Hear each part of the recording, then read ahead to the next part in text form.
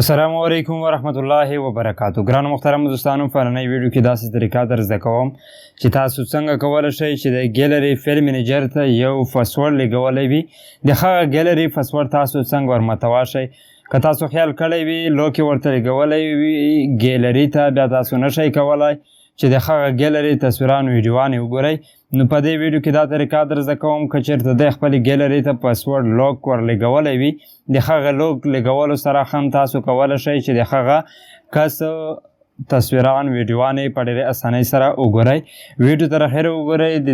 په دې ویډیو کې همدا طریقه در زده کوم. د دې نه مخکې که چېرته تاسو زموږ په ټیکنوپسټ یوټیوب چینل کې نوي یئ، چینل سبسکرایب کړئ، په څنګ کې د بیل ایکان په آل باندې در سره ضرور کلیک وکړئ.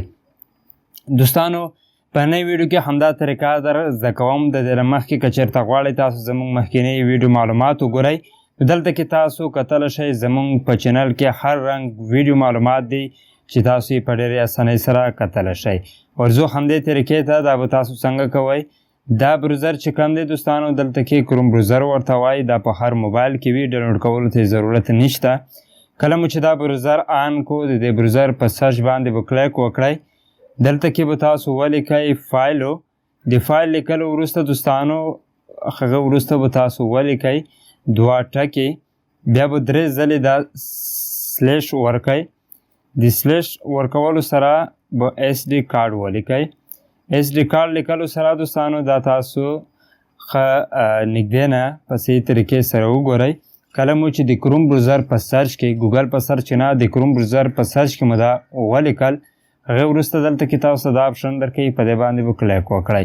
په دې باندې کلیک کولو سره دوستانو دلته کې به تاسو ته ښکاري داسې فولډرې درته راشي. د دې موبایل کې څومره فولډرې چې دي هغه ټوله دلته کې تاسو ته راشي.